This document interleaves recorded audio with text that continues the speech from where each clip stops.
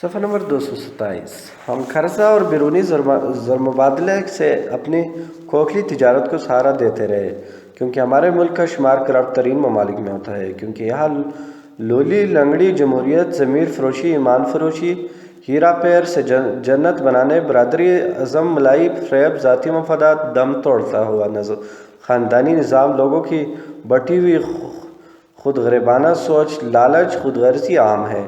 ہم نام کے مسلم ہیں مگر عملاً ہماری چال منافقانہ ہے۔ رشوت، اقربا پروری، لوٹ گسوٹ ہماری پہچان بن چکی ہے۔ ہمارے حکمران خرچے ہر سال تنخواہ اور دیگر الاؤنس کی شکل میں کروڑوں روپے اڑایا جاتا ہے، لہٰذا یہ منفی صورتحال ہماری تجارت ہی کو نہیں بلکہ زندگی کی تمام شعبہ جات کو داغدار بنانے کا سبب بن رہی ہے۔ آج غیر مسلم ہماری کرپشن کے اعداد و شمار جمع کر رہی ہے۔ ہم ایٹمی طاقت ہوتے ہوئے بھی مغربی ممالک کے آگے بکی بلی بنے ہوئے ہیں۔ یہ سب کیوں ہے؟ اس لیے کہ ہمارے عقیدے اور عمل میں تضاد کی بہت بڑی خلیج حائل ہے۔ 1947 تا 1971 تک برآمدی تجارتی کی کارکردگی export performance of Pakistan from 1947 to 1971۔ جب پاکستان مریض وجود میں آیا تو اس وقت پاکستان دو حصوں میں منقسم تھا، ایک حصے کو مغربی پاکستان اور دوسرے کو مشرقی پاکستان کہا جاتا تھا۔ اس طرح پاکستان دو جغرافیائی خطوں پر مشتمل ایک حکومت تھی۔ ماضی میں برصغیر پاک و ہند اکٹھا علاقہ تھا، لہٰذا اس کے خطوں کے مابین تجارت ہوتی تھی کیونکہ برصغیر کے مختلف خطے ایک دوسرے خطے کے علاقائی، غذائی اور دیگر ضروریات پوری کرتے تھے۔ مشرقی پاکستان اور مغربی پاکستان کے درمیان 1000 میل کا فاصلہ حائل تھا۔ مشرقی پاکستان میں زیادہ تر پٹسن پیدا ہوتی تھی۔ خلیج بنگال اور مونسونی خطے کی شروع ہونے کی وجہ سے یہاں پر بارش زیادہ ہوتی تھی اور ہو رہی ہے۔ اکثر یہ علاقے سیلاب کی زد میں رہتے تھے، لہٰذا یہاں چاول اور مچھلی بھی علاقائی ضرورت کے تحت وافر ہوتی تھی۔ علاوہ ازیں پٹسن کے کارخانے مغربی بنگال اور کلکتہ میں تھے، اس کے برعکس مغربی پاکستان میں کپاس زیادہ ہوتی تھی۔ شروع میں تو ہماری بھارت کے ساتھ تجارت حوصلہ افزا رہی۔ انڈیا ہم سے خام مال خریدتا تھا اور ہماری 60% برآمدات انڈیا کے ساتھ ہوتی تھی۔ تجارت ایک ایسا شعبہ ہے جس کا تعلق بین الاقوامی سے ہے، کیونکہ تاجر کے اوپر ایک تاجر بیٹھا ہوتا ہے، لہٰذا پاکستان اور انڈیا کی تجارتی تعلقات میں 1949 میں تعطل پیدا ہوا جب برطانیہ نے 1949 میں پاؤنڈ اسٹرلنگ کی قیمت میں 31% تک کمی کر دی۔ اس وقت پاکستان کا روپیہ پاؤنڈ سے منسلک تھا، لہٰذا اس وقت پاکستان نے اپنے روپے کی قیمت میں کمی کرنے سے انکار کر دیا۔ یاد رہے کہ اس دور میں دولت مشترکہ کے ساتھ وابستہ دوسرے ممالک نے بھی اپنے کرنسی میں خاطر خواہ کمی کر دی مگر پاکستان ٹس سے مس نہ ہوا۔ صفحہ نمبر 228 لہٰذا انڈیا نے ہماری مصنوعات خریدنے سے انکار کر دیا، لہٰذا اس ضمن میں خاص طور پر خام روئی اور پٹسن کی تجارت سنگین صورتحال اختیار کر گئی، لہٰذا پاکستان نے ہمت نہ ہاری اور آزاد تجارتی پالیسی کو فروغ دینے کا پروگرام بنایا۔ پاکستان نے اس سلسلے میں برطانیہ، بیلجیم، فرانس، جرمنی اور اٹلی سے تجارتی معاہدے کرنے شروع کر دیے۔ اسی اثنا میں جون 1950 کو کوریا کی جنگ شروع ہوئی جس کی وجہ سے بیرونی منڈیوں میں ہماری پٹسن اور کپاس کی قیمتوں میں اضافہ ہو گیا۔ اس سے ہم نے خوب زرمبادلہ کمایا، لہٰذا تجارتی توازن ہمارے حق میں خاطر خواہ بہتر رہا، مگر جیسے ہی جنگی ختم ہوئی تجارتی فائدہ بھی ختم ہوا، لہٰذا کوریا کی جنگ نے ہمیں یہ فائدہ پہنچایا کہ بھارت دوبارہ ہمارے ساتھ تجارتی تعلقات بحال کرنے پر مجبور ہو گیا۔ کورین گرم بازاری نے تاجروں کو خاصا فائدہ پہنچایا۔ یہ گرم بازاری جون 1950 سے شروع ہو کر 1952 تک جاری و ساری رہی، لہٰذا حکومت نے بھی خاصا زرمبادلہ کمایا۔ جیسے ہی کوریا کے ساتھ جنگ بندی ختم ہوئی، ہماری مصنوعات کی قیمتیں یکدم نیچے آنا شروع ہو گئی۔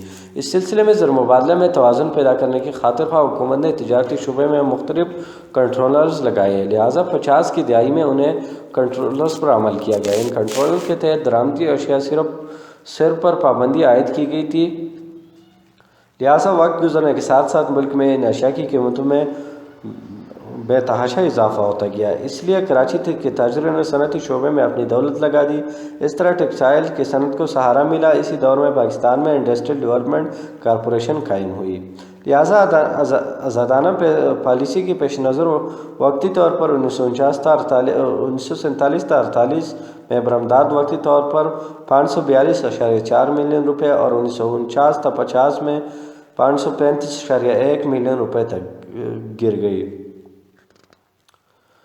1950 تا 51 میں برآمدات 1352.5 ملین روپے تک پہنچی، اور 1954-55 میں جب کوریا کی جنگ ختم ہوئی تو برآمدات محض 491.4 ملین روپے رہ گئی۔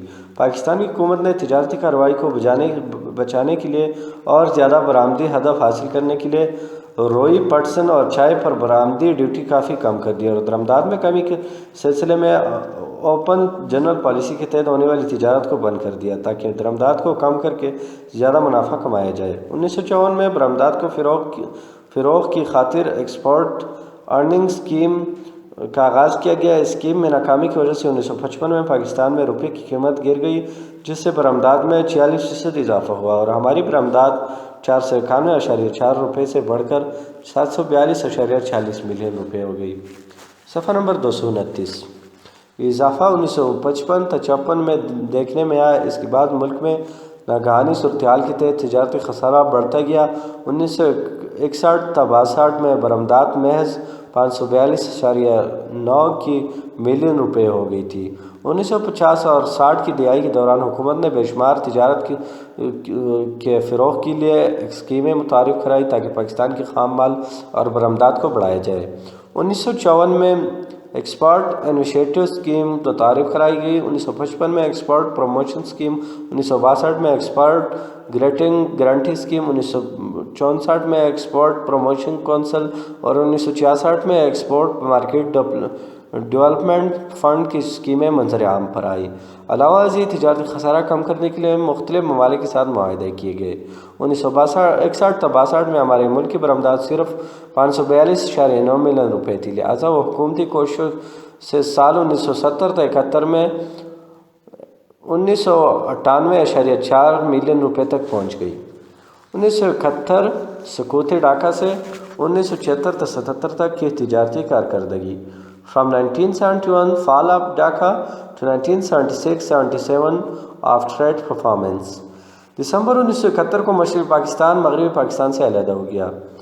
اندرا گاندھی نے بیانک دل اعلان کیا کہ ہم نے دو قومی نظریے کو خلیج بنگال میں ڈبویا ہے۔ حالانکہ مشرقی پاکستان کی علیحدگی کا مسئلہ کچھ اور تھا۔ 20 دسمبر 1971 کو پہلی مرتبہ پاکستان پیپل پارٹی نے مرحوم ذوالفقار علی بھٹو کی قیادت میں حکومت قائم کی۔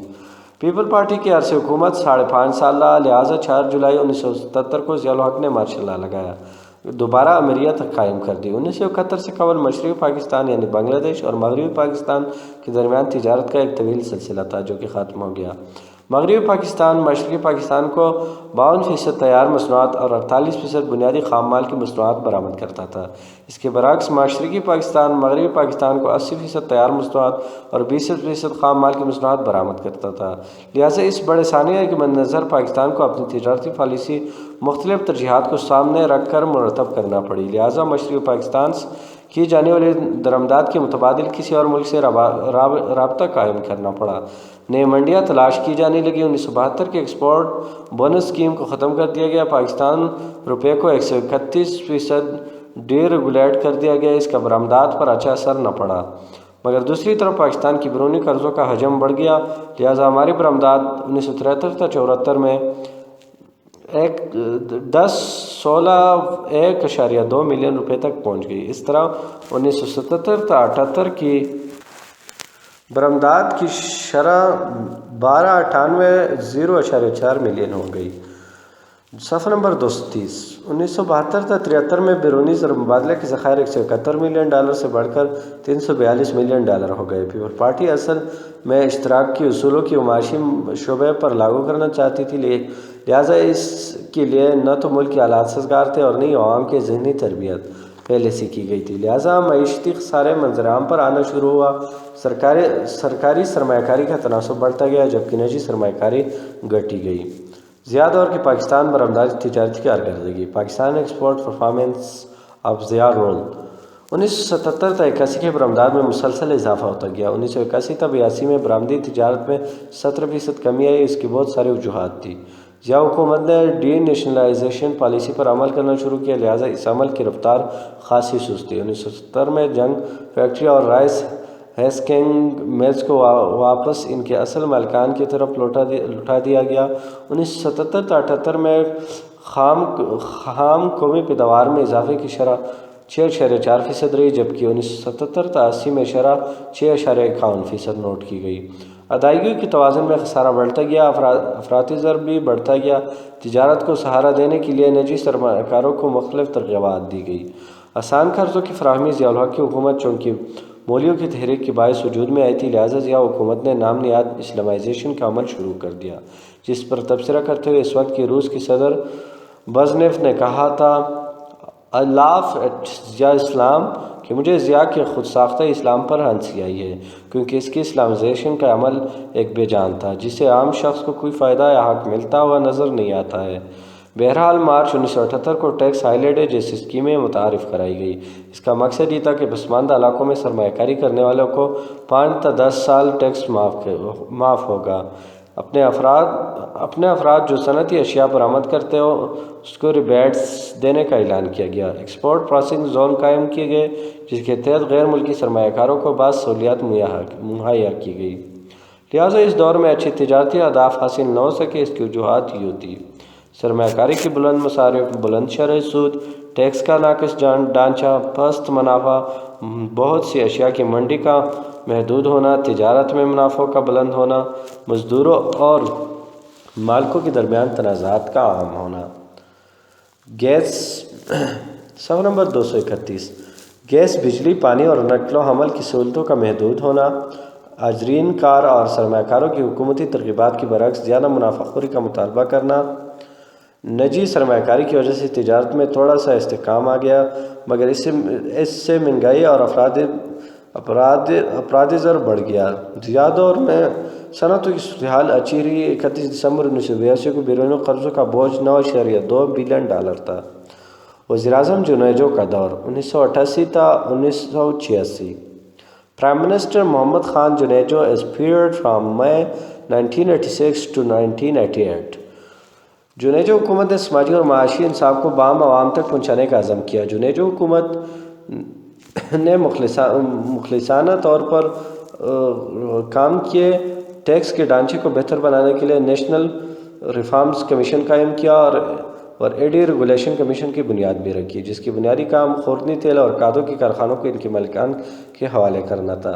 اس دور میں بے روزگاری کی شرح 3.47% تھی اور خواندگی کی شرح 28% تھی۔ جی ڈی پی میں افزائش کی شرح 7.57%، جبکہ زراعت میں گروتھ کی شرح 6.5% تھی۔ مصنوعات کے شعبے میں گروتھ ریٹ 8% رہا اور ملک کی فی کس آمدنی سالانہ $390۔ 1990 کی دہائی میں تجارتی کارکردگی trade performance in the decade of 1990s۔ 1990 کی دہائی میں برآمدات کے ضمن میں اوسطاً اضافہ 6% سالانہ کے حساب سے دیکھنے میں آیا۔ ہماری برآمدات $8 ارب کے قریب جا کر رک گئے، لہٰذا پاکستان کئی سالوں تک اپنا $10 ارب کا ہدف پورا کرنے میں بے بس نظر آتا رہا۔ سال 2001-2 میں تجارتی ہدف $10 ارب مقرر ہوا، مگر برآمدات صرف $9.2 ارب پر پہنچ کر رک گئی۔ بعد ازاں 11 ستمبر 2001 کے عالمی دہشت گردی کے واقعے نے ہماری تجارت پر گہرے اثرات چھوڑ دیے۔ اس واقعے نے پاکستان کی تجارت زیادہ خسارے میں رہی۔ پاکستان مصنوعات کی عالمی سطح پر مانگ کم ہو گئی اور قیمتیں گر گئی، لہٰذا امریکی کی واضح پالیسی آ جانے سے قبل ہماری برآمدی تجارتی کئی مہینوں کے لیے جمود کا شکار ہو گئی، مگر پاکستان نے اپنی کوشش جاری رکھی، جس کے باعث 2003 میں پاکستان کی برآمدات $11.03 بلین تک پہنچ گئی ہے، جبکہ ہمارا ہدف $10.3 بلین تھا۔ مگر تمام مثبت کوششوں کے مد نظر ہمارا 2002-03 کا تجارتی خسارہ $1.15 بلین رہا۔ صفحہ نمبر 232 2003-04 میں حکومت نے برآمدی ہدف $12.1 بلین منتخب کیا تھا اور درآمدات کا ہدف $12.8 بلین تھا۔ علاوہ ازیں 2005-06 کے لیے برآمدی ہدف $17 ارب مقرر کیا گیا تھا۔ 2004-05 کے لیے درآمد کی مالیت کا اندازہ $14 بلین لگایا گیا ہے۔ پاکستان کی بیرونی تجارت کی نمایاں خصوصیات: silent feature of trade sector of Pakistan. Pakistan کی زیادہ تر درآمدات کا ٹن گروپ، لیڈر گروپ، چاول، مچھی سے متعلقہ مزید مصنوعات، پیٹرولیم کی صنعت، قالین، پھولوں اور سبزیوں پر مشتمل ہے۔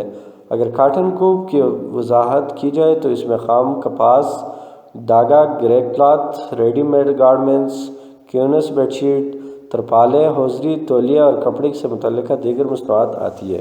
سال 2003-4 میں برآمد کی مالیت کا اندازہ $12.1 بلین لگایا گیا تھا۔ پالیسی میں پرائمری برآمدات کا حصہ 8.2% لگایا گیا تھا۔ کاٹن، لیدر، چاول اور مصنوعی ریشے سے تیار ہونے والی ٹیکسٹائل اور کھیلوں کے سامان کی کل برآمدات میں حصہ 82.2% بنتا تھا۔ برآمدات کا محض 5 شعبوں پر انحصار آمدنی میں باعث استحکام تھا۔ ہماری درآمدات میں مشینری، پلاسٹک مٹیریل، کھادے، کپڑے، مار ادویات، کیڑے مار ادویات، پام آئل، ویکلز، گندم، دالیں، آئرن، سٹین، چائے، پیپر سے متعلقہ پروڈکٹس، ریشمی دھاگا، مصنوعی دھاگا، خشک دودھ اور ربڑ وغیرہ تھی۔ 2003-4 کے دوران درآمدات کا ہدف $12.8 بلین تھا، لہٰذا مشینری، پیٹرولیم سے متعلقہ مصنوعات، کیمیکل، ٹرانسپورٹ سے متعلقہ آلات، خودی تیل، آئرن، سٹیل، فرٹیلائزرز اور چائے کی کل درآمدات کا حجم 75.9%۔ سال 2003-4 کے دوران توازن تجارت میں جو خسارے سامنے آئے وہ $700 ملین کے قریب تھا، جبکہ سال 2003-4 میں تجارتی خسارہ $1600 ملین تھا، مگر جولائی تا دسمبر 2004 کے عرصے میں یہ تجارتی خسارہ $3 بلین کے قریب نوٹ کیا گیا۔ ہمارے ملک میں بیرون ممالک کے کام کرنے والے افراد درآمدنی بل کے خسارے کو کم کرنے کے لیے اہم کردار ادا کرتے ہیں، لہٰذا سال 1972-73 میں اس گروپ نے $136 ملین آمدنی وصول کی۔ صفحہ نمبر 233۔ 1982-83 میں یہ آمدنی کی مالیت بڑھ کر $2886 ملین ہو گئی۔ اس کے بعد اس میں کمی واقع ہوئی اور 1990-91 میں ان کی مالیت گر کر 1948 میں ملین رہ گئی۔ اس کی وجہ سے یہ تھی کہ مشرق وسطیٰ میں ترقیاتی سرگرمیاں ماند پڑ گئی۔ 2001 کے بعد ترسیلات میں اضافے کا دور شروع ہوا، لہٰذا 2002-03 میں ان ترسیلات کی اہم $4237 ہو گئی، لہٰذا 2003-4 جولائی تا مارچ میں ان کا تخمینہ $3210.6 ملین لگایا گیا تھا۔ اوپر یہ بیان کیے گئے اعداد و شمار سے عیاں ہوتا ہے کہ توازن تجارت میں خسارہ ہے۔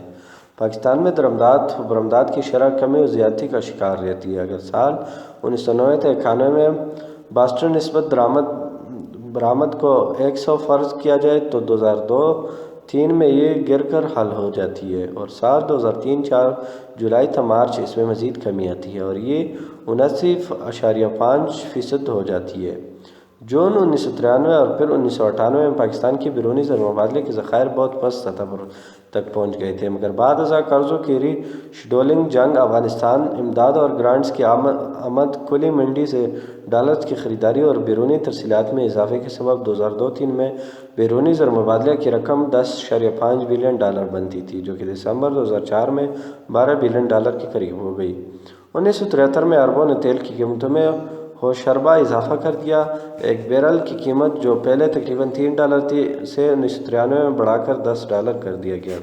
علاوہ ازیں اس کے بعد تیل میں مسلسل اضافہ ہوتا جا رہا تھا۔ اس سے ایک طرف تو عالمی افراط زر بڑھتا گیا تو دوسری طرف جاپان، امریکہ، یورپ وغیرہ میں زیادہ تیل استعمال کرنے والی گاڑیوں اور مشینریوں کی طلب کم ہونا پڑا، لہٰذا اس ممالک میں بے روزگاری بڑھنے کے اسباب پیدا ہوتے دکھائی دینے لگے۔ 70 کی دہائی کے آخری 3 سال اور 80 کی دہائی کے پہلے 2-3 سال میں یورپ اور امریکہ میں مندے کے حالات پیدا ہو گئے۔ اس کا اثر ہماری برآمدات پر خاصا پڑا، لہٰذا ہماری برآمدات کم ہوتی ہوئی نظر آنے لگی۔ بعد ازاں 11 ستمبر 2001 کو ورلڈ ٹریڈ سینٹر پر حملے، افغانستان اور عراق جنگ کے نتیجے میں عالمی تجارتی حالات متاثر ہوئے۔ دنیا میں اقتصاد بازاری کے حالات پیدا ہو گئے تو لازمی تھا کہ امریکہ اور یورپ کے ممالک میں اجرتیں اور منافع کم ہو جاتے، مگر ان ممالک نے اپنے ہاں ریٹشٹ افیکٹ سسٹم اپنا رکھا ہے۔ اس کے تحت نہ تو مزدوروں کی اجرتوں میں کمی آنے دیتے ہیں اور نہ ہی سرمایہ دار اپنا منافع کم کرتے ہیں۔ صفحہ نمبر 234۔ لہٰذا وہ ریجڈ پرائس پالیسی یعنی غیر لچکدار قیمتی پالیسی پر عمل کرنا شروع کر دیتے اور غریب ممالک میں سے اپنے مصنوعات کی منہ مانگی قیمت مانگنے اور وصول کرنا شروع کر دیتے ہیں۔ لہٰذا اس حکومت کے پیش نظر اب تک ہماری درآمدات کی قیمتیں بڑھتی جاتی ہیں اور برآمدات کی آمدنی گرتی جا رہی ہے، لہٰذا ہم اکثر تجارتی خسارے کا شکار رہتے ہیں۔ WTO ورلڈ ٹریڈ آرگنائزیشن جو کہ 1995 کو وجود میں آئی، اس میں 150 ممبران ہے۔ یہ ادارہ بھی پاکستان جیسے ترقی پذیر ملک کا تجارتی خسارہ کم کرنے میں اپنا اہم کردار ادا نہ کر سکا۔ WTO کا ہیڈ کوارٹر جنیوا میں ہے، کیونکہ WTO تو صرف ملٹی لیٹرل ٹریڈنگ سسٹم کو طے کرنے میں مصروف ہے۔ ملٹی لیٹرل سے مراد کئی طرفہ نظام تجارت مراد ہے۔ WTO نے پاکستان کو وارن کیا ہے کہ اگر وہ شعبہ ٹیکسٹائل کی مصنوعات کو اچھا نہیں بناتا تو برآمدات کی کل برآمدات کا حصہ جو کہ 65% ہے وہ گھٹ کر 5% رہ جائے گا۔ پاکستان کے درآمدات اور برآمدات کا تجارتی توازن ملین روپے میں اس طرح ہے۔ اب ہمارے سامنے ایک ٹیبل موجود ہے جس میں سال، برآمدات، درآمدات اور تجارتی توازن 1947 تا 48، 444، 319، 125، 1949 تا 50، 535، 912، -377، 1969 تا 70، 1606، 3285، -1676، 1979 تا 80، 23,410، 46,949، 23,519، 1989 تا 90،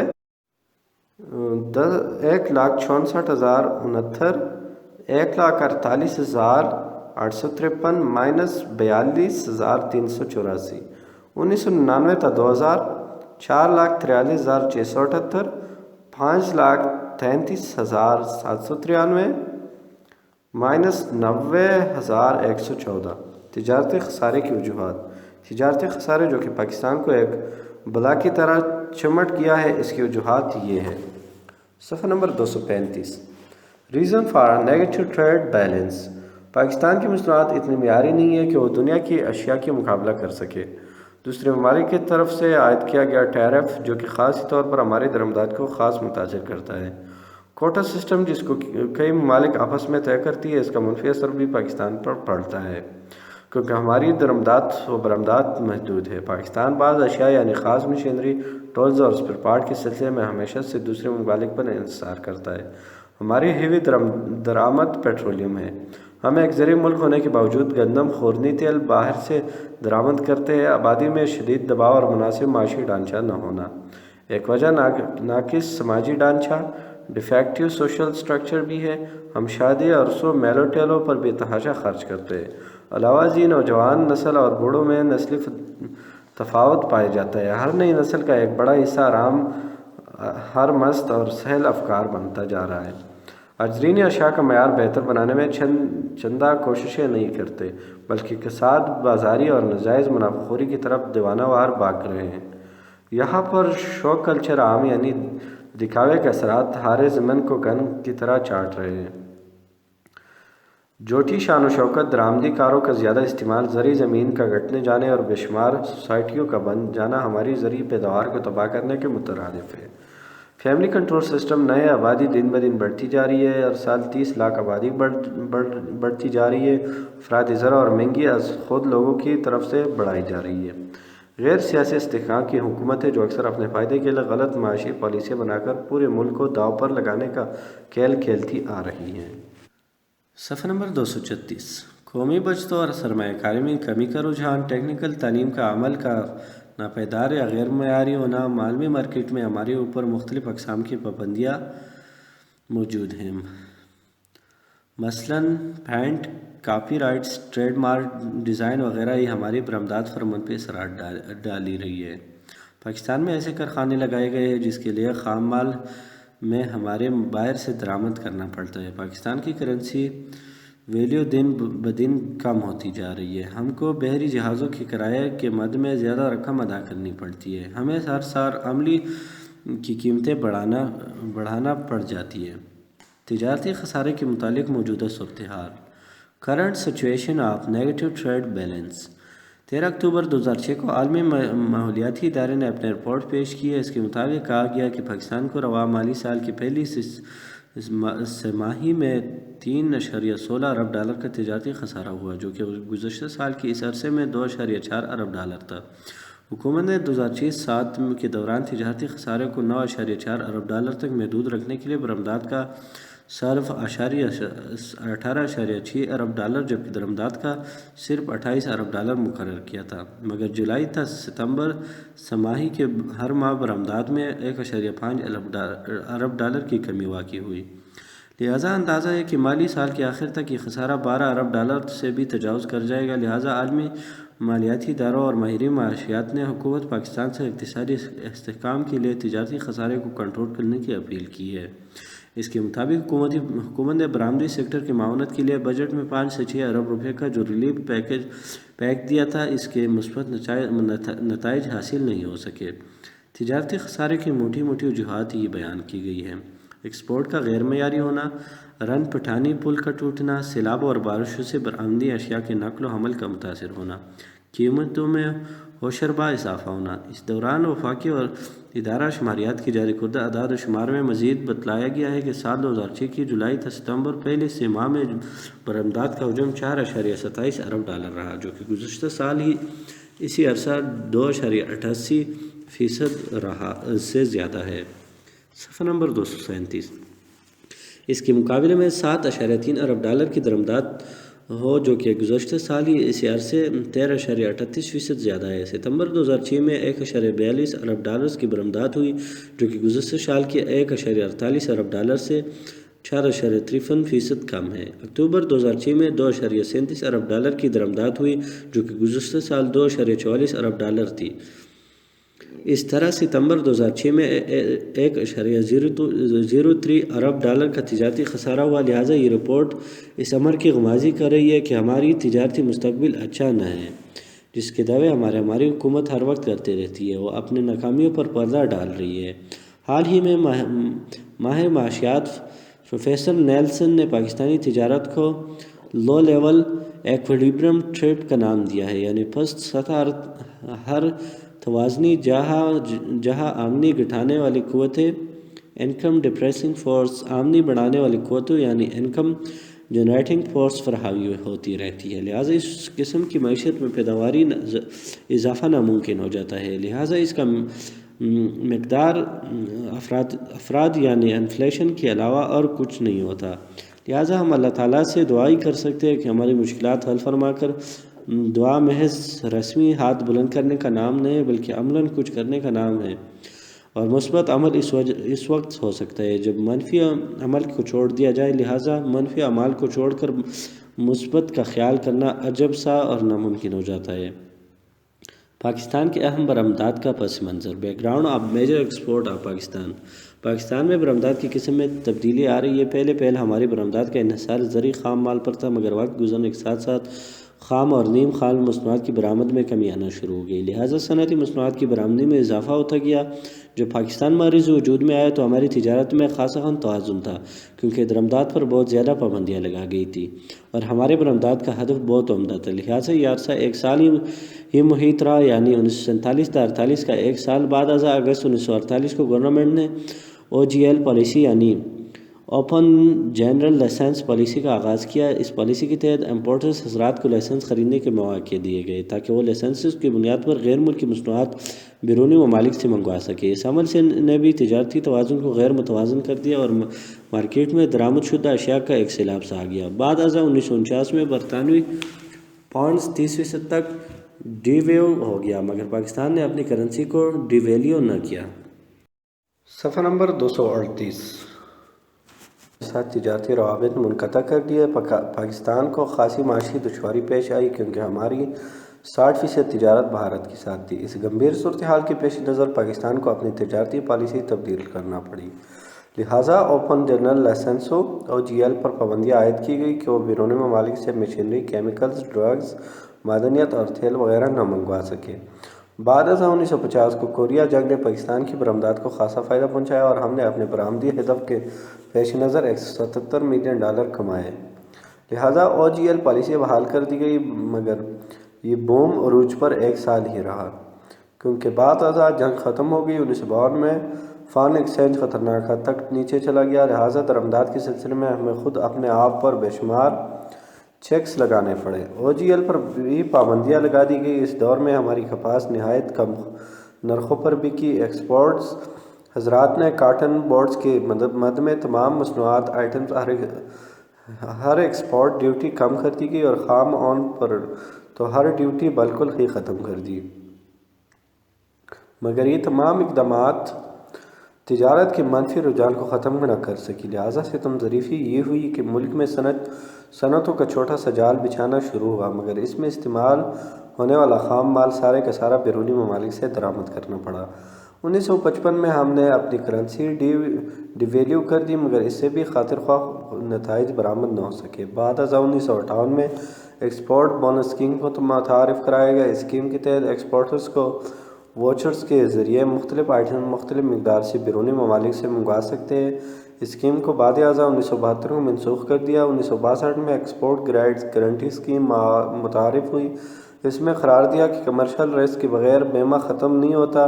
1964 تا 65 میں ایکسپورٹس حضرات کی حوصلہ مندی کے ضمن میں انڈسٹریل مصنوعات پر ٹیکس سے چھوٹ دی گئی۔ بعد ازاں ملک میں لبرل امپورٹ پالیسی متعارف کرائی گئی تاکہ ملک میں ترقیاتی صورتحال ہوئی جائے۔ اس کو 5 سالی منصوبے میں بھی شامل کیا گیا، مگر اس کا نتیجہ بھی الٹ نکلا۔ ملک میں غیر ضروری نان لگژری اشیاء سے مارکیٹیں بڑھ گئی۔ اس سلسلے کو بحال رکھنے کے لیے غیر ملکی امداد بھی آتی رہی۔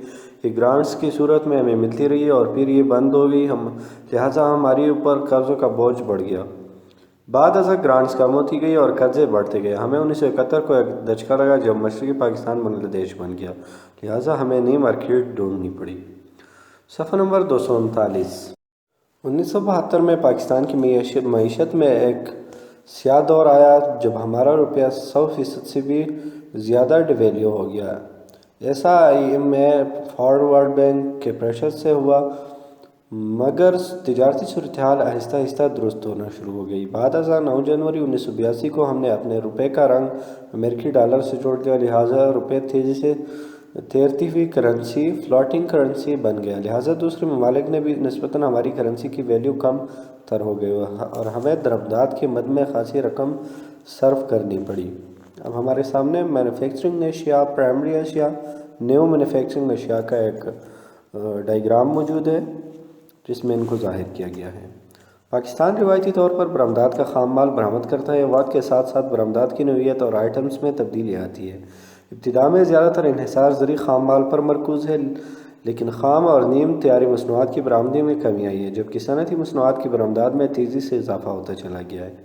1901 تا 2 کی برآمدی اعداد و شمار بتاتے ہیں کہ ہماری پرائمری مصنوعات 60,346 روپے تھی۔ یہ مجموعی برآمدات کا 11% تھی، جبکہ 1990 تا 91 میں یہ برآمدات 25,829 ملین روپے تھی اور کل برآمدات کا 19% تھی، لہٰذا اس سے ہم اپنے اشرے کے تناسب کا بڑھاؤ کا اندازہ لگا سکتے ہیں۔ جبکہ اسی عرصے کے دوران نیم تیار شدہ مصنوعات کی برآمدات 80,438 ملین روپے کی تھی، یہ مجموعی برآمدات کا 14% بنتا ہے۔ صفحہ نمبر 240۔ 1990 تا 91 میں صنعتی مصنوعات کی برآمد 78,663 ملین روپے تھی، یہ کل برآمدات کی 57% تھی، مگر 2001-2 میں صنعتی مصنوعات کا تناسب 75% اور کل مالیت 42,163 ملین روپے ہوگی۔ صنعتی مصنوعات کا تناسب دن بدن بڑھتا جا رہا ہے۔ یہ صنعتی تناسب سال 2001-2 میں 77% تک جا پہنچا ہے اور نیم تیار مصنوعات کا تناسب 14% سے بھی کم ہو کر محض 11% رہ گیا۔ بعد ازاں 2002-3 میں پاکستان کی برآمدات 1.03 ارب ڈالر تک جا پہنچی اور نیم تیار شدہ اور صنعتی مصنوعات کا تناسب 88% ہو گیا، لہٰذا یہ فیکٹ اینڈ فگرز اس امر کی غمازی کرتے ہیں کہ پاکستان اب محض خام زرعی مال برآمد کرنے والا ملک نہ رہا ہے۔ لہٰذا دوسری بد نصیبی یہ ہے کہ پاکستان جو مصنوعات عالمی منڈیوں میں فروخت کرتا ہے اس کی مارکیٹ ویلیو کم ہے، لہٰذا ہمیں کم زر مبادلہ ملتا ہے، لہٰذا تجارتی پھر بھی ہمارے ساتھ نہیں رہتا۔ لہٰذا پاکستان اس امر کی کوشش کر رہا ہے کہ وہ کاٹن کے سلسلے میں دوسرے ممالک سے منفرد نظر آئے، مگر اب یہ کوششیں ہی ہو رہی ہے، عملی اقدامات کا پتہ نہیں ہے۔ پاکستان کے اہم برآمدات مندرجہ ذیل ہے: خام روئی، را کاٹن۔ کپاس پاکستان کے لیے سلور فائبر اور نقد اور فصل تصور کی جاتی ہے۔ یہ وہ آئٹم ہے جو کپڑے کی صنعت کو خام مال فراہم کرتی ہے۔ جب پاکستان ہمارے وجود میں آیا تو اس کا شمار اہم برآمدی اشیاء میں ہوتا تھا، مگر بعد ازاں ہمارے ملک میں استعمال زیادہ ہونے لگا، لہٰذا اس کی برآمدی میں کمی آنے لگی۔ پاکستان کو عالمی تناظر میں دیکھا جائے تو یہ معمولی کپاس برآمد کرتا ہے۔ 2002-03 میں 2873 روپے کی روئی برآمد ہوئی۔ مالی سال 2003-04 میں پاکستان میں کپاس کی فصل خراب ہو گئی، لہٰذا ہمیں برآمد کے برعکس 2 لاکھ گانٹ سے زائد روئی دوسرے ممالک سے درآمد کرنا پڑی۔ کاٹن کے خریدار درج ذیل ممالک ہیں: Hong Kong, Japan, Indonesia, Singapore وغیرہ۔ کاٹن ہان خریدنے والے ممالک میں جاپان، برطانیہ، ریاستہائے امریکہ، سوویت ریاستیں، سنگاپور اور ہانگ کانگ ہیں۔ صفحہ نمبر 241 صوتی مصنوعات، ٹیکسٹائل مینوفیکچرنگ۔ صوتی مصنوعات کی برآمدی ہماری معیشت میں اعلیٰ مقام رکھتی ہے۔ اس کی برآمدات میں تناسب 64% کے قریب ہے۔ سال 2002-03 کے دوران 1,14,171 ملین روپے کی مصنوعات برآمد کی گئی۔ اس میں صوتی دھاگے، صوتی کپڑا، ہوزری، بیڈ شیٹس، تولیے اور ریڈی گارمنٹس شامل ہیں۔ صوتی مصنوعات کے سلسلے میں ہمیں غیر ملکی مصنوعات سے سخت مقابلہ کرنا پڑتا ہے، لہٰذا ضرورت اس امر کی ہے کہ ہم اپنے معیار اور کام کو بہتر بنائیں۔ چاول، ریس۔ چاول پاکستان کی اہم برآمدات میں سے ہے۔ پاکستان کا باسمتی چاول عالمی منڈی پر اپنا اجارہ داری قائم کیے ہوئے ہے۔ مشرقی وسطیٰ کے ممالک ہمارے لیے بہت بڑی مارکیٹ فراہم کرتی ہے۔ پاکستان کی ایرینام کے چاول کی اہمیت کم ہے۔ ہماری ایرینام کا چاول سری لنکا اور بنگلہ دیش خریدتے ہیں، لہٰذا یہ دونوں ممالک چاول کے معاملے میں خود کفالت کے منزل کی طرف گامزن ہے، لہٰذا ہمیں اور منڈیوں کی تلاش کرنا ہوگی۔ لہٰذا پاکستان نے 2002-03 کے سال میں 32,433 ملین روپے کے چاول برآمد کیے۔ یہ پاکستان کی کل برآمدات کا 4.9% ہے، لہٰذا یہ برآمدات پچھلے سال کی نسبت سے 22.8% سے زیادہ تھی۔ چمڑا اور چمڑے کی مصنوعات، لیدر اینڈ مینوفیکچرز۔ چمڑے کے ضمن میں ہمارا ملک اعلیٰ حیثیت کا حامل ہے۔ پچھلے 30 سالوں کے دوران ہمارے ملک نے چمڑے سے متعلقہ مصنوعات کے معاملے میں خاصی پیش رفت کی ہے۔ پاکستان کی عالمی منڈی میں چمڑے کے متعلق اپنے معیار ہیں۔ اٹلی، فرانس، جاپان اور اسپین چمڑے کی بڑی مارکیٹیں ہیں۔ چمڑے کی مصنوعات پاکستانی برآمدات میں 6.9% آمدنی کی مرہونی منت ہے۔ سال 2002-03 کے دوران پاکستان نے اپنا تیار کردہ چمڑے کی بدولت 13,733 ملین روپے کمائے اور چمڑے کی مصنوعات کی مد میں 5,018 ملین روپے کمائے۔ پاکستان میں چمڑا ساز صنعت 4 ارب امریکی ڈالر تک کا ہدف پورا کر سکتی ہے، لہٰذا حکومتی ہدف کرنے کے لیے کوشاں ہے۔ بیرونی ممالک ہماری برآمدات کو تباہ کرنے کے لیے ہم پر چائلڈ لیبرز کے الزامات لگاتے رہتے ہیں، لہٰذا ضرورت اس امر کی ہے کہ ہم اپنے اس الزام کا حقیقت پسندانہ حل تلاش کریں۔ ہمارا ملک چمڑے کے ٹینٹ، دستانے، جیکٹس اور دوسری مصنوعات برآمد کرتا ہے۔ صفحہ نمبر 242 اون، کارپیٹس اور خام اون، وولن کارپیٹ اینڈ را وول۔ ہمارا ملک مغربی جرمن، سوئٹزرلینڈ، برطانیہ اور ریاستہائے متحدہ امریکہ کو اونی قالین برآمد کرتا ہے۔ خام اون زیادہ تر برطانیہ، آسٹریلیا، رشین فیڈریشن کی ریاستیں اور ریاستہائے امریکہ ہم سے خریدتا ہے۔ 2002-03 میں پاکستان نے 12,690 ملین کی قالین اور غالیچے برآمد کیے۔ قالینوں کے معاملے میں عالمی منڈی میں ہمارا مقابلہ بھارت اور چین سے ہوتا ہے، لہٰذا موجودہ دور میں سخت مقابلے کی وجہ سے ہمارے برآمدات پر خاصا اثر پڑا ہے، کیونکہ عالمی منڈی کی کوالٹی اور معیار کو دیکھتی ہے۔ ہمارے قالین یورپی ممالک کے علاوہ کینیڈا، ریاستہائے متحدہ امریکہ اور آسٹریلیا وغیرہ خریدتے ہیں۔ کھیلوں کا سامان، اسپورٹ گڈز۔ کھیلوں کے سامان کے ضمن میں ہمیں اعلیٰ مقام حاصل ہے۔ پاکستان نے رواں سال 2002-03 کے دوران 19,579 ملین روپے کا کھیلوں کا سامان برآمد کیا۔ ہمارے کھیلوں کے سامان کے خریداروں میں اہم ممالک میں کینیڈا، ریاستہائے امریکہ، برطانیہ، برازیل، جرمنی، فرانس اور جاپان وغیرہ شامل ہیں۔ زر مبادلہ میں کھیلوں کے سامان کا حصہ 3.3% ہے۔ مچھلی اور مچھلی کی مصنوعات، fish and fish products. Pakistan 1,000 kilometre طویل ساحلی ماہی گیری کے لیے نہایت موزوں ہے۔ ہمارے ہاں سمندری ساحل سے بڑی مقدار میں مچھلی پکڑی اور برآمد کی جاتی ہے۔ علاوہ ازیں پاکستان مچھلی کی مصنوعات بھی برآمد کرتا ہے۔ پاکستان کی مچھلی کے اہم خریداروں میں مشرقی وسطیٰ کے ممالک اور مشرقی ایشیا کے ممالک شامل ہیں۔ شیمپس قسم کی مچھلی جاپان اور USA کو بھیجی جاتی ہے۔ کینڈ فش کی مارکیٹ مغربی یورپ ہے۔ جاپان مچھلی کی مصنوعات خریدنے میں اہم ملک ہے۔ 2002-03 میں پاکستان نے مچھلی اور اس کے پروڈکٹس کی صورت میں 68.5 ملین روپے کمائے۔ آلات جراحی اور طبی سامان، صفحہ number 243۔ Surgical equipments and medical equipments. آلات جراحی اور طبی سامان کے معاملے میں ہمارا ملک کو اعلیٰ مقام حاصل ہے۔ دنیا کے اکثر ترقی یافتہ ممالک میں ہم میں سے آلات جراحی اور طبی سامان خریدتے ہیں۔ اس میں کینیڈا، ریاستہائے متحدہ امریکہ، یورپی اور مشرق وسطیٰ کے ممالک شامل ہیں۔ سال 2002-3 کے دوران پاکستان نے 116.8 ملین امریکی ڈالر اس مد میں کمائے، لہٰذا اس میں مزید اضافہ ہو رہا ہے۔ کیمیکلز اور ادویات، کیمیکل اینڈ فارماکوٹیکل پروڈکٹس۔ پچھلے عشرے سے ہمارے ملک کو کیمیکلز اور فارماکوٹیکل کے سلسلے میں اہم پیش رفت حاصل ہوئی ہے۔ اس سلسلے میں ہر سال کامیابی حاصل ہو رہی ہے۔ 2002-3 میں اس مد میں ہم نے 208.3 ملین ڈالر کمائے اور سال 2001-2 میں محض 114.7 ملین ڈالر کمائے۔ اس ضمن میں مشرق وسطیٰ افریقہ ممالک ہمارے بڑے خریدار ہیں۔ اس کے علاوہ پاکستان بڑی مقدار میں پھل، سبزیاں، پیٹرولیم کی مصنوعات، انجینئرنگ کا سامان، گوشت، چینی بھی دوسرے ممالک کو برآمد کرتا ہے۔ پاکستان کی برآمدات کی سمتیں۔ Direction of export. پاکستان دنیا کے بیشتر ممالک کے ساتھ اپنی تجارتی برآمدی تعلقات قائم رکھتا ہے، مگر بعض ممالک ایسے ہیں جو پاکستان سے بہت زیادہ خام مال اور مصنوعات برآمد کرتے ہیں۔ ہماری 50% سے زائد برآمدات کے خریدار 7 ممالک ہیں، جن میں ریاستہائے امریکہ، جاپان، جرمنی، برطانیہ، ہانگ کانگ، دبئی اور سعودی عرب ہیں۔ حالیہ سروس کے مطابق ریاستہائے امریکہ نے ہمارے ساتھ تجارتی برآمدی تعلقات میں اضافہ ہو رہا ہے اور جاپان کے ساتھ برآمدی تعلقات میں کمی آ رہی ہے۔ اس کی وجہ سے جاپان معیشت میں مندے کا رجحان ہے۔ جرمنی، برطانیہ، ہانگ کانگ اور سعودی عرب کے ساتھ ہماری برآمدی تجارت میں کوئی فرق نہ آیا ہے۔ دبئی برآمدی تعلقات کے سلسلے میں اہم ہوتا جا رہا ہے کیونکہ حال ہی میں دبئی ہمارا ٹیکسٹائل مصنوعات کو خوب خریدا ہے۔ ہمارے برآمدات کو خاصا اضافہ ہوا، مگر حقیقت ہے کہ ہمارے برآمدی تجارت محدود آئٹمز تک کی ہے۔ ہماری زرعی برآمدات کا دارومدار موسم پر ہے۔ صفحہ نمبر 244۔ اگر موسم خراب ہوگا، اچھی فصل نہ ہوئی تو ہم برآمدی مندی کا شکار ہو جاتے ہیں، لہٰذا وقت کا تقاضا ہے کہ ہم اپنی برآمدات میں خاطر خواہ اضافہ کریں اور اپنے معیار کو بھی اچھا کریں۔ نئی منڈیاں تلاش کی جائے، مگر حوصلہ افزا بات یہ ہے کہ ہم اپنے برآمدات کے ضمن میں 10 ارب ڈالر کی حدیں پار کر گئے۔ اب ہماری برآمدی تجارت 11 ارب سے تجاوز کر گئی، اس سے ہمارا تجارتی خسارہ خاصا کم ہوا ہے۔ پاکستان کی بڑی ایکسپورٹ مارکیٹ ہے۔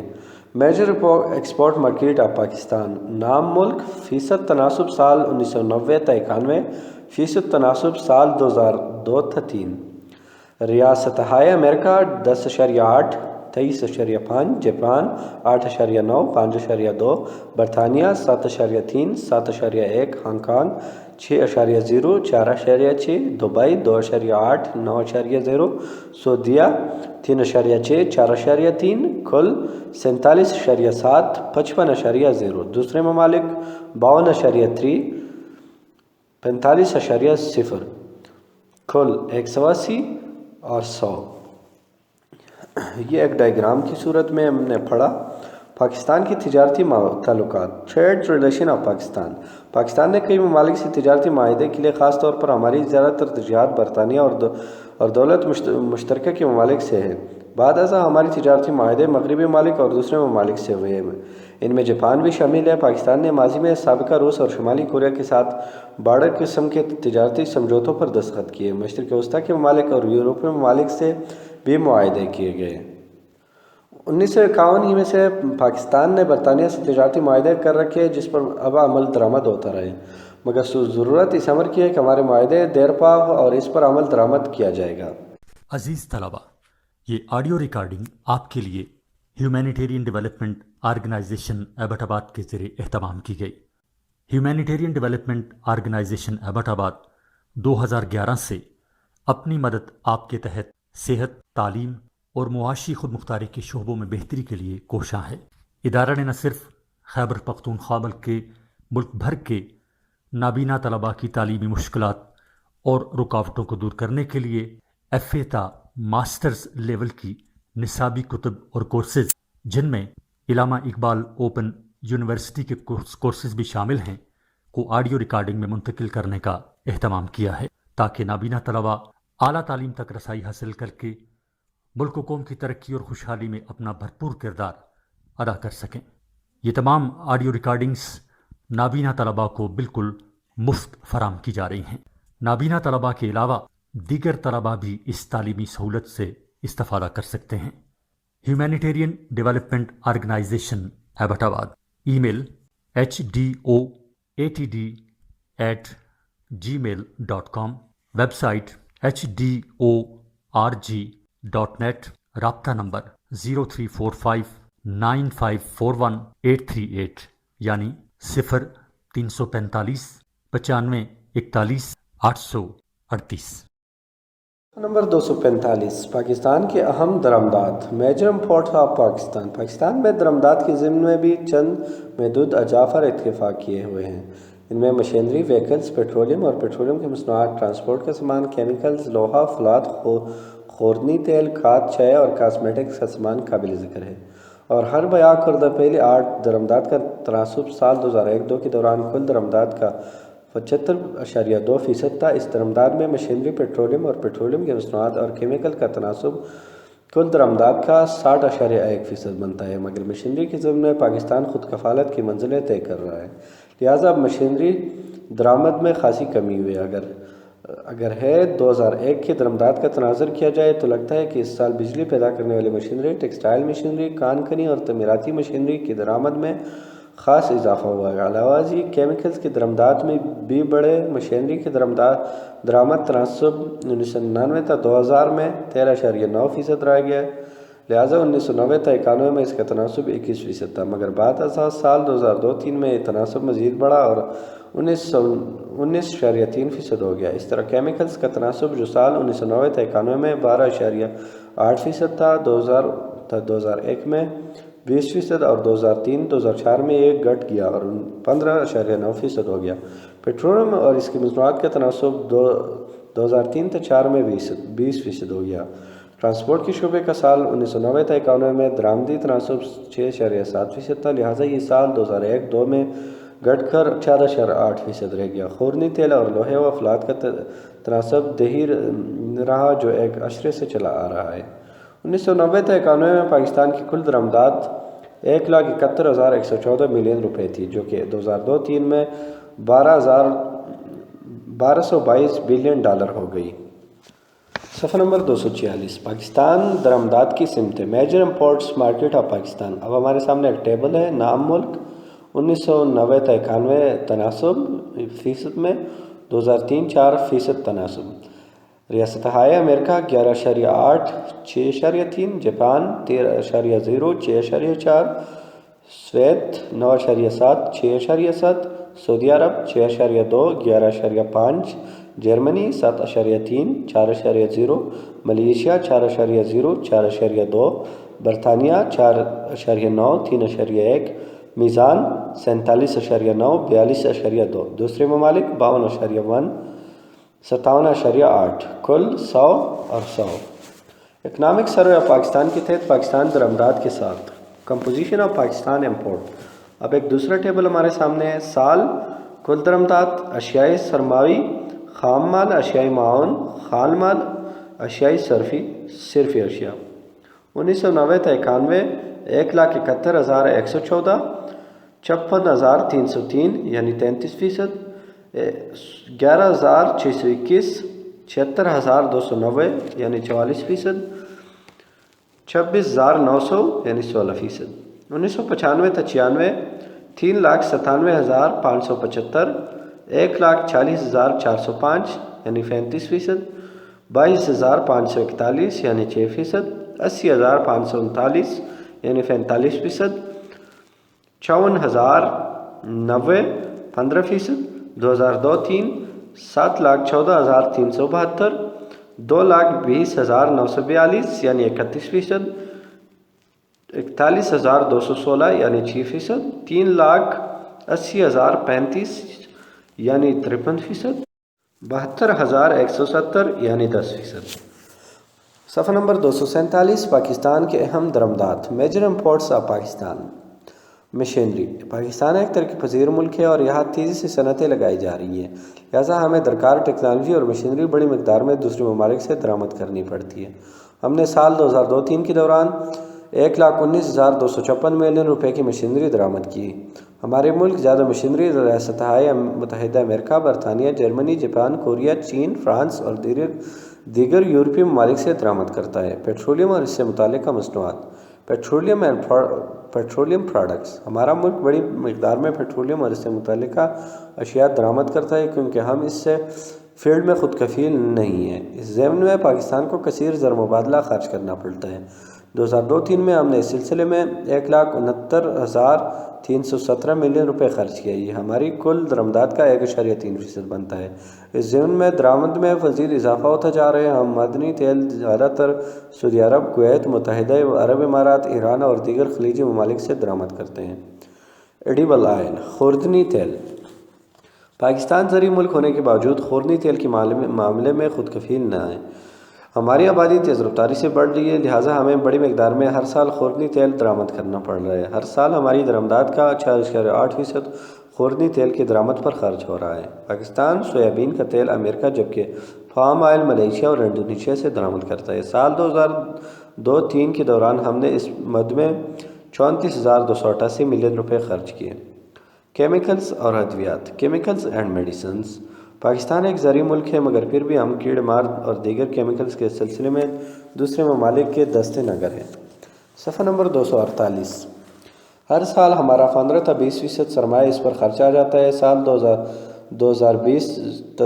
2003 میں ہم نے کیمیکل اور ادویات اسپرے وغیرہ کی درآمد میں 90,953 روپے خرچ کیے، جبکہ پلاسٹک اور اس کے خام مالک کی درآمد کی مد میں 423 ملین ڈالر خرچ کیے۔ ہمارا ملک مختلف کیمیکلز اور ادویات برطانیہ، رستہائے امریکہ، جاپان، چین اور جرمن سے درآمد کرتا ہے۔ لوہا اور فولاد، آئرن اینڈ اسٹیل، پاکستان کے اکثر مقامات سے لوہے کے ذخائر دریافت ہوئے ہیں مگر ہمارا لوہا اچھی کوالٹی کا نہ ہے، لہٰذا ہمیں اپنے فولاد کی صنعت کے سلسلے میں لوہا آسٹریلیا اور برازیل سے منگوانا پڑتا ہے۔ ہمارے ملک کی چھوٹی اسٹیل ملز بڑے مقدار میں اسکریپ امریکہ اور یورپی ممالک سے منگواتا ہے۔ ہمارا ملک ہر سال اپنی درآمدی بل کا 3.4% اور فولاد کی درآمد پر خرچ کر ڈالتا ہے۔ 2002-03 میں ہم نے 28,813 ملین روپے کا زر مبادلہ لوہے اور فولاد کے نظر کیا۔ موٹر گاڑیاں، موٹر وہیکلز، ہمارے ملک میں اب گاڑیوں کا سیلاب سا آتا جا رہا ہے کیونکہ ملک کی آبادی بڑھ رہی ہے اور زمینیں مہنگی ہو رہی ہے۔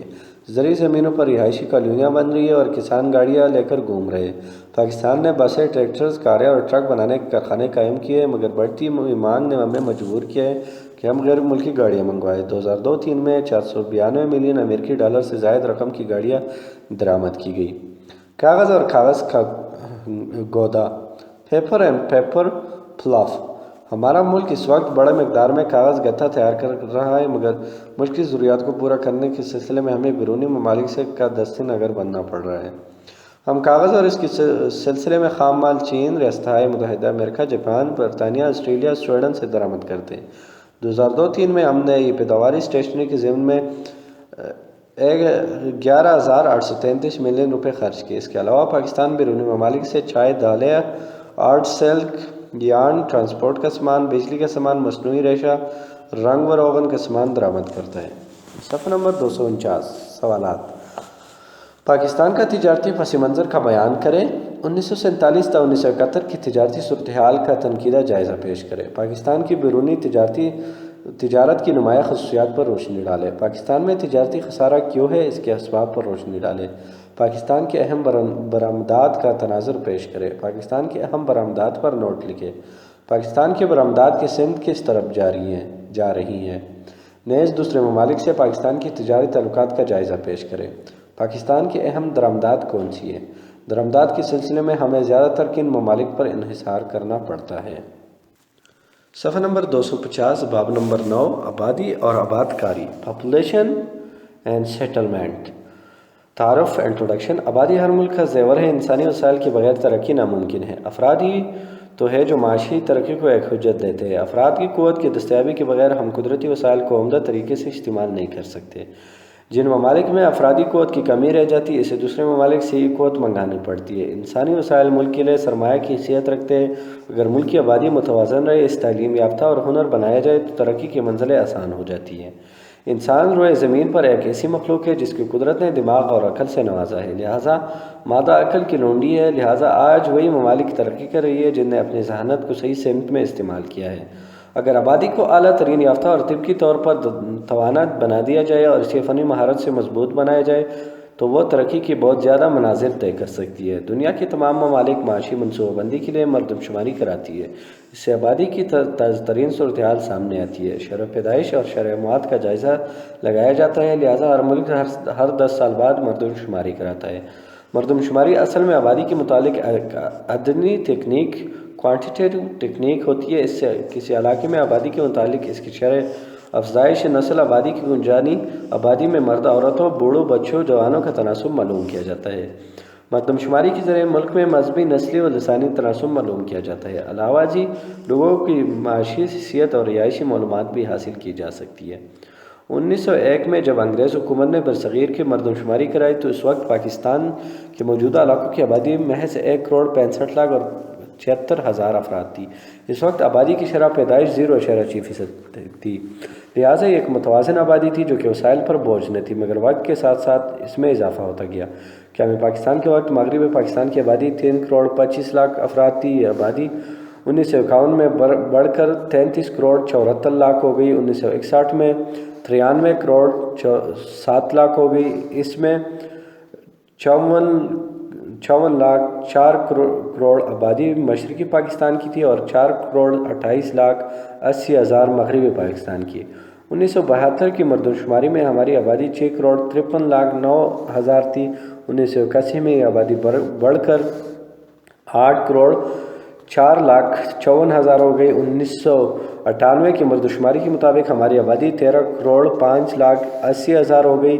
اس میں 17 سال کی اوسط شرح پیدائش 2.61% ہے۔ 2003 میں پاکستان کی آبادی 14,90,00,000 اور 30,000 یعنی 149.03 ملین ریکارڈ کی گئی، جبکہ شرح پیدائش 2.10% سالانہ تھی۔ پاکستان کی موجودہ آبادی 15 کروڑ سے تجاوز کر چکی ہے۔ ہر سال آبادی میں 30 لاکھ کا اضافہ ہو رہا ہے۔ آبادی کے لحاظ سے اس وقت ہمارا چھٹا نمبر ہے، لہٰذا فیکٹس اینڈ فگر اس بات کی واضح غمازی کرتے ہیں کہ ہمارے ملک کی آبادی غیر متوقع رفتار سے بڑھتی جا رہی ہے۔ اگر اس طرح آبادی میں اضافہ ہوتا گیا تو ہمارے ملک میں بہت زیادہ مسائل پیدا ہو جائیں گے، اور کہیں ایسا نہ ہو کہ مالتس کا نظریہ سچا ہو جائے۔ اس کے متعلق حکومت خصوصی کوششیں کر رہی ہے۔ آبادی کے لحاظ سے پاکستان کی صورتحال۔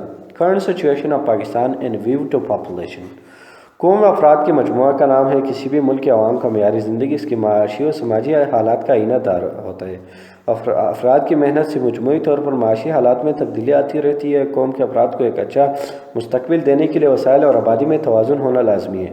آبادی کے اعتبار سے تو ہم اس وقت چھٹے نمبر پر ہیں، مگر معاشی وسائل کے لحاظ سے ہمارا نمبر 83واں ہے۔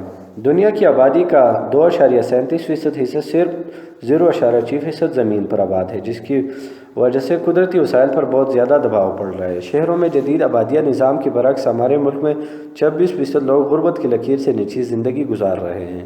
آبادی کے ایک بڑے حصے کو پینے کے صاف پانی اور حفظان صحت کی ذرائع تک دسترس حاصل نہ ہے۔ نمبر 252۔ گزشتہ 15 سال میں اوسطاً ایک بچہ فی خاندان کم ہوا ہے، مگر پھر بھی اس وقت فی عورت 4 بچوں کو جنم دے رہی ہے۔ تعلیم یافتہ عورتوں ان پڑھ عورتوں کے مقابل صرف 2 بچے کم ہیں۔ ہمارے ہاں 22% لڑکیوں کی شادی کم عمری میں کر دی جاتی ہے، جبکہ ہر 6 لڑکیوں میں ایک لڑکی محض 15 سال کی عمر میں بیاہ دی جاتی ہے، جس کی وجہ سے وہ زیادہ عرصے تک ماں بننے کے قابل رہتی ہے۔ ہمارے یہاں رشتہ داروں میں شادی کا رجحان 72% ہے۔ اس وجہ سے زچہ بچہ کی صحت پر برا اثر پڑتا ہے، لہٰذا معذور بچوں کی پیدائش کا مسئلہ بڑھتا جا رہا ہے۔ ہمارے ہاں ملک میں پڑھا لکھا طبقہ بھی 3 سے 4 بچوں کو آئیڈیلی خاندان تصور کرتا ہے۔ اس طرح اگر 5 بچوں کی اوسط عمر کو مد نظر رکھا جائے تو بھی کم وسائل کے خاندان میں بچے زیادہ ہیں۔ دیہاتی یا کم ترقی یافتہ علاقوں میں طبی سہولیات کی کمی ہے، جس کی وجہ سے اگر عورتوں کے بچے پیدائش کے وقت مر جاتے ہیں، لہٰذا وہ زیادہ بچے جننے کو ترجیح دیتی ہے۔ لہٰذا حکومت اس امر کو مد نظر رکھتے ہوئے بہبود و آبادی کے ضمن میں اپنی کوششیں بروکار لا رہی ہے۔ حکومت نے فیملی پلاننگ کے پروگرام کے تحت مقاصد مقرر کیے، جن کے مطابق 2020 تک درج ذیل اہداف کو حاصل کیا جائے گا۔ ٹوٹل فرٹیلیٹی ریٹ کم کر کے 2.1% کرنا، ضبط ولیدے سے آگاہی کو 60% تک لانا، شرح افزائش آبادی میں کمی کر کے اسے 1.3% تک لانا۔